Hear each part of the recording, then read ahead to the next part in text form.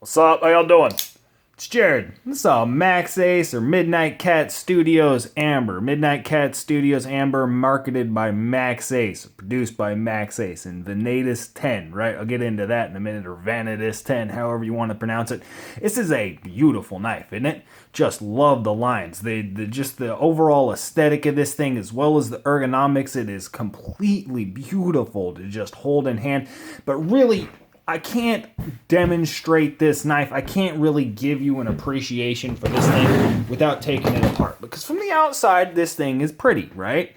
But it doesn't look like there's a whole lot going on. You know what I mean? You look at it and you have to really get down into it. In the actual crease, the connection between the backspacer and this, and the scales themselves, the actual frame themselves, there's this little weird wavy line, right? And I'm sitting there staring into this knife, like, what's going on? You know what I mean? There's a little wavy line. Like, I really want to know what this is. I want to know how this knife is made. Because if you watch my video on this Maxace Zerg, I didn't actually disassemble this thing, but it's got a lot of craziness going for it, right? I didn't actually mention this in the video, but the engagement for, I noticed this, the engagement for the lock face, right? The actual lock face, the interface of the tang of the blade that's hitting that lock bar right there is actually got a little bit milled out of it. You can see that there. It's been milled out, and that is what actually comes in contact with the stop pin for your closure stop. So that stop pin has been elongated to work as both the open stop and the actual close stop there, but the engagement is in the center of the lock face for this knife.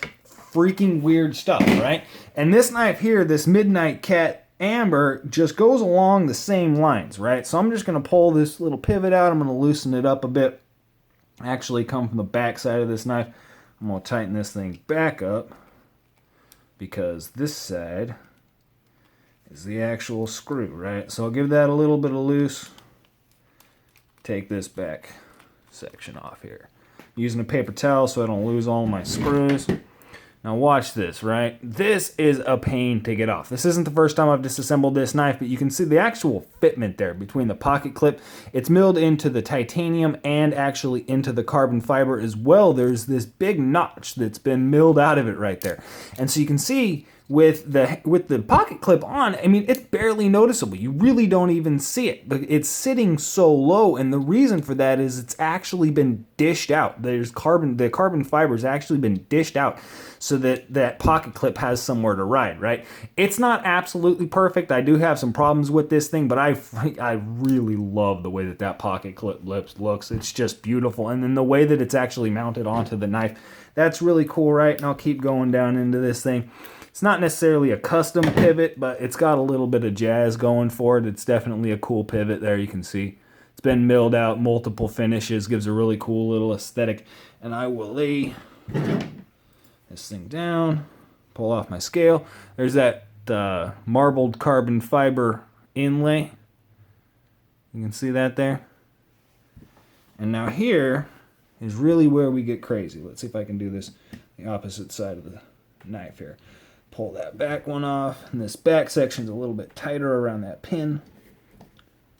It'll actually want to come off. Just move it a little bit. Give me 1 second. Yes, I got that back section, that back scale off. Take a look at this. You see that? There's only one screw holding this backspacer in. There's one screw, and then it's actually been like dovetailed. You see that? Well, it's not necessarily dovetailed, but there's these little rivets coming off, and that is actually what is securing the backspacer in. You can see that there? So it's riding on this arc, right? It's using the arc, the actual, this milled out section here. The way that this is rounded, it will give directional control, you know what I mean? So it's actually going to remain staying flat. And then that little bit there on this crazily milled backspacer, let me see if I can actually pull this thing off. This is heavy. There's a lot of material here. There's a lot of titanium here. But look at the intricacy of this. Just the amount of work that has gone into actually milling this backspacer. That is freaking cool. I really like that, as well as look at the bearing. It's interesting how they've got that double ride bearing system, and so it spreads out the friction. You're still running on bearings, but it increases the amount of surface contact between that and the actual tang, or the actual inside scale, you can see that washer, the tang of the, or those washers are those ball bearings are actually riding up against, and there's two tracks. There's two little tracks running around, and that's just this little system here, double ball bearings pivot system. And that's just freaking cool. You know what I mean? There's a lot of just intricacy and little tiny nuances that go on the inside of this knife that you really just wouldn't notice from the outside of it. So I'm going to stick it back together and then keep talking about it. It's an unassuming design, right? I mean, you don't look at this thing and it just doesn't scream kind of craziness to it, but it really is interesting. And look at the fit. I mean, the fit and the actual overall finish to this thing. The wear right here, there's a little bit of wear on the titanium there, and that's just for my pen, you know, beating up against. I've got that titanium pen that I carry around, beating up against the side of this thing in my pocket. And I am carrying this thing. I'm carrying this knife EDC because I just can't take it out of my pocket. I freaking love this thing. The ergonomics are absolutely beautiful. It fits into my hand in every grip. There isn't, I mean, it doesn't even think of anything like a hot spot anywhere on this knife. And that is actually comes back down to this pocket clip, right? Because this pocket clip isn't absolutely perfect. It's beautiful. I really love just the way that it looks, and it does slip in and out of my pocket relatively easy, as well as it it holds, it's got a good tension. But the problem is it's too low right here, right? It does comes down. There's just not enough room between the actual pocket clip and the scale itself. So when this thing is sitting in my pocket, my pants it's fatter than that, right? And so it's making the pocket clip kind of jam up, and it's riding like this because my pants need to fit up in there, right? And so this thing is sticking off. You know, I've got a lot of this pocket clip kind of sticking off. It snags things. If I walk up against a car or something like that, the end of this pocket clip will scratch up the side of a car, you know what I mean? And as well, the titanium, you can see the finish is worn off of it there. It's kind of got that, you know, it's almost polished titanium up there opposed from that bronze finish. And so it's wearing off, you know, and so it's not the best pocket clip in the world, but it works, and it is just absolutely aesthetically beautiful, which I think really is where this knife is going to excel, because it does have a few flaws in construction as far as longevity goes, right? The overall using this knife for years and years and years probably isn't going to be the best idea. There were only 160 of these things produced, right? So it is a very limited run of knife, and one of the reasons for that is this Venatus 10, which is just an absolutely crazy steel.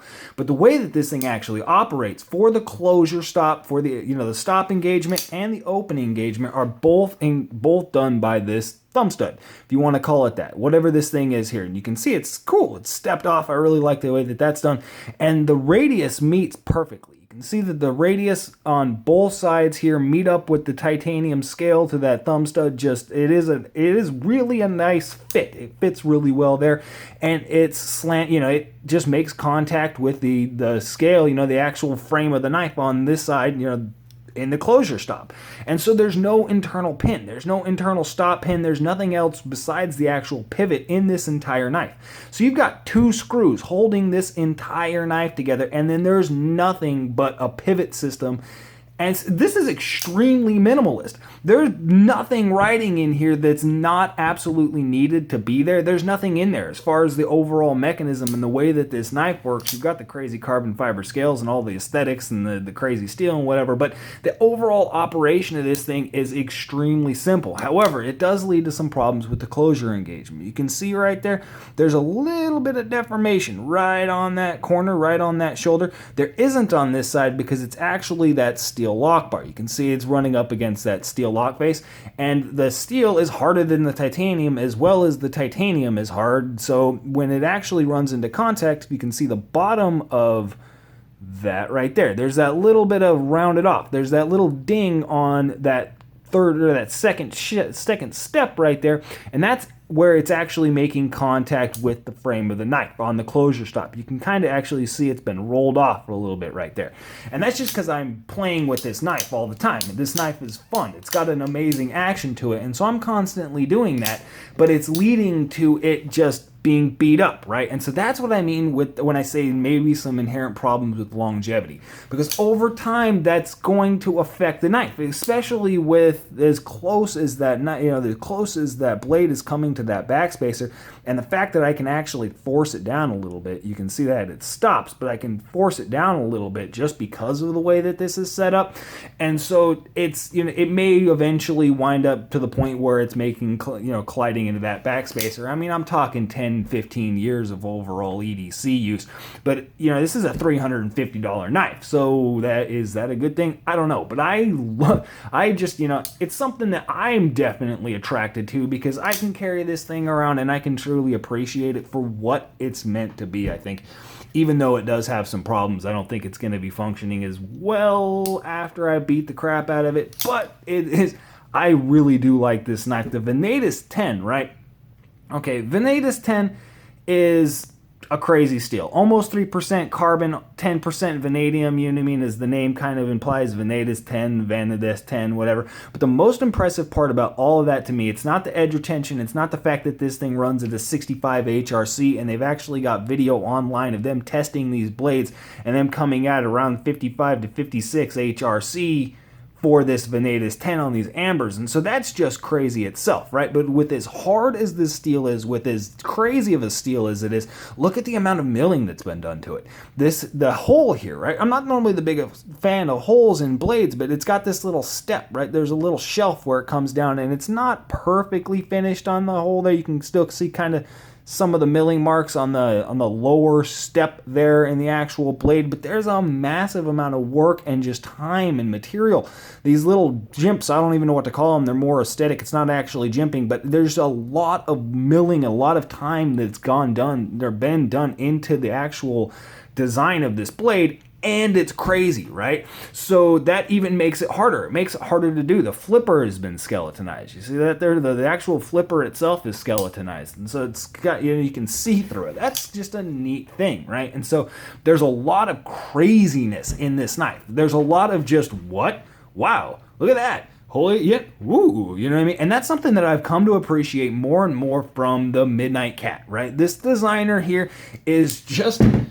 he's freaking nuts. I love a lot of his designs more and more that I've seen recently. Some of them are just ingenuitive. You know what I mean? There's a lot of things that this guy's doing that just aren't on any other knives. You know what I mean? I've never seen anything like this before. I'm not saying that he invented it. He may, I don't know. You know what I mean? There may be a predecessor that has this overall construction, but I've never seen it. I'm not familiar with it. And so this is my first introduction to just this straight up line of craziness, as well as he makes bally songs, right? This is a Midnight Cat. It's a Midnight Cat Pelican right there.